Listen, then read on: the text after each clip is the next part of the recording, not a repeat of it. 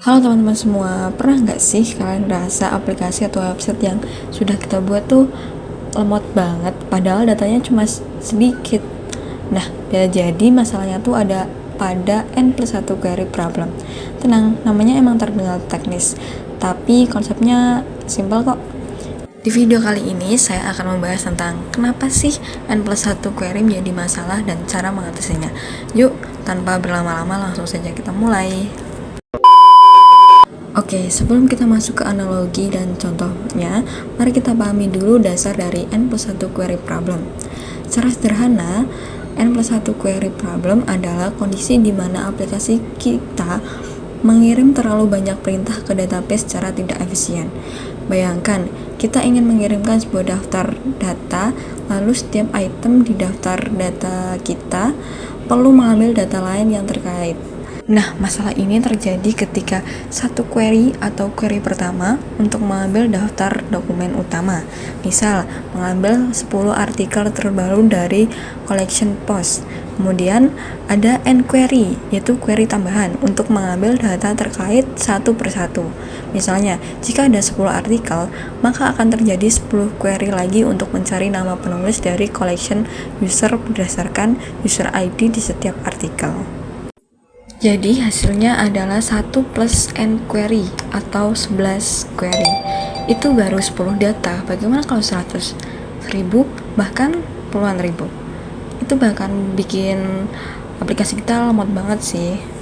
Masalah inilah yang sering kali muncul tanpa kita sadari, terutama saat menggunakan tools canggih bernama ODM atau Object Document Mapper seperti MongoDB di Node.js.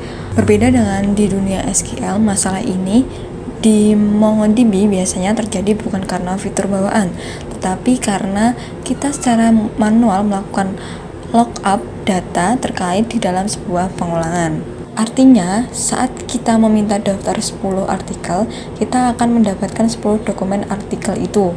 Tetapi dokumen itu hanya berisi user ID, bukan data lengkap penulisnya. Godaan tersebut adalah sebuah query pencarian data penulis di dalam looping untuk setiap artikel.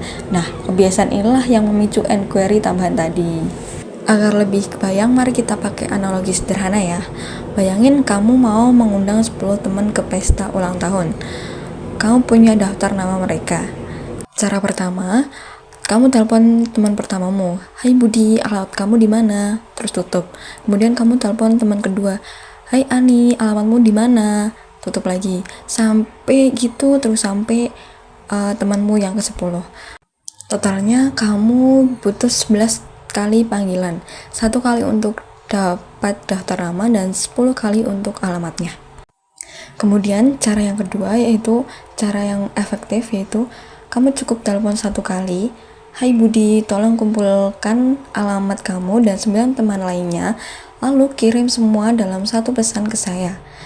Nah, ini kamu cukup 2 kali komunikasi, yaitu yang pertama untuk daftar nama, dan yang kedua untuk mendapatkan semua alamat sekaligus. Nah, solusi inilah yang kita mau dalam dunia MongoDB, yang biasa kita sebut dengan population. Population query sendiri adalah sebuah strategi pengembangan data di mana kita secara proaktif meminta database untuk mengambil data utama beserta semua data terkait yang dibutuhkan dalam satu permintaan yang teroptimasi. Ini menjadi solusi yang efisien, karena dapat mengurangi dari 1 plus N menjadi hanya 2. Mekanisme ini menggunakan fungsi populate yang secara cerdas memanfaatkan operator lookup di belakang layar untuk menggabungkan data dari koleksi berbeda secara efisien. Contohnya, bayangkan saja kita sedang membangun sebuah aplikasi blog sederhana menggunakan Node.js dan MongoDB. Di sini kita buat 2 collection. Yang pertama adalah collection post. Ini adalah tempat menyimpan semua artikel atau postingan. Setiap dokumen di sini berisi informasi terkait judul, konteks, dan yang paling penting adalah user ID. Kemudian collection yang kedua adalah user, berisi tentang semua pengguna yang terdaftar yang bisa menjadi penulis artikel. Setiap dokumen ini memiliki data seperti nama dan email. Oke, langsung saja kita menuju ke implementasinya. Di sini pertama-tama kita buka command prompt, kemudian ketikkan MongoOS. Nah, di sini sudah aktif. Kemudian kita pindah ke database blog demo. Nah, di sini kita akan menuju ke collection user dengan perintah db_user.find. Di sini ada 3 data ya. Kemudian langsung aja ke collection post dengan perintah db.post.find dengan total data itu ada 10. Oke, sekarang kita menuju ke file server kita buka, kemudian klik kanan, klik open terminal. Nah, di sini kita ketikkan node index.js. Nah, di sini server kita sudah berjalan ya dengan browser localhost 3000/post. Kemudian kita coba di browser kita ya. Kita ketikkan https://localhost 3000/post.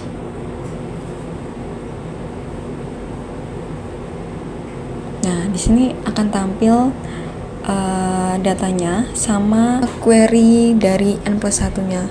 Ini baru 10 ya. Kalau beribu-ribu pasti nge-lag banget sih itu.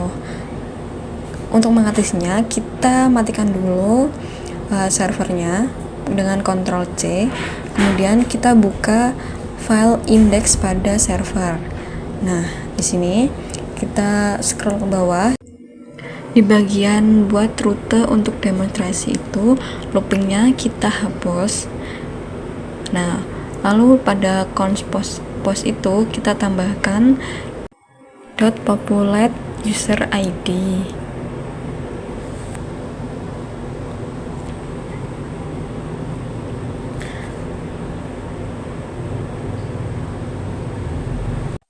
Oke, di bagian const result itu kita tulis post.map kurung buka post sama dengan lebih besar kurung buka kurung kurawal, kemudian enter, kemudian post title tik 2 post.title koma enter, author name tik 2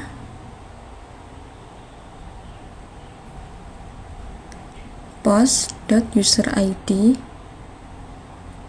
tanda tanya post.user_id.name titik 2 unknown.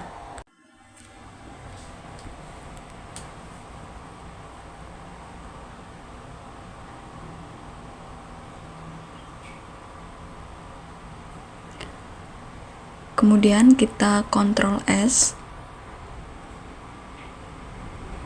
lalu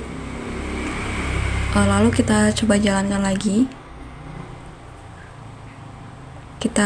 Jangan lupa kita aktifkan dulu servernya, kemudian kita jalankan lagi.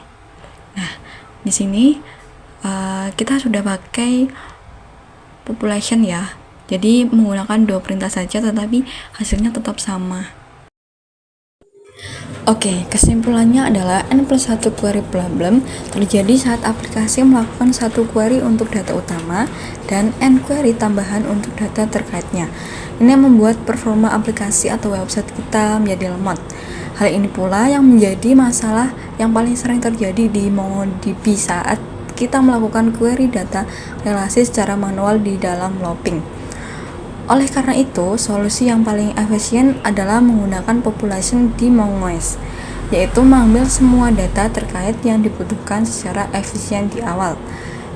Caranya mudah, cukup menambahkan fungsi populate pada query MongoOS Anda.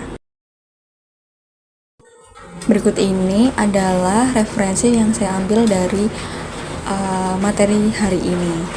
Mungkin sekian dari saya, pastinya ada kurang dan lebihnya, saya mohon maaf.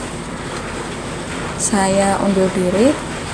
Bye-bye, see you next time.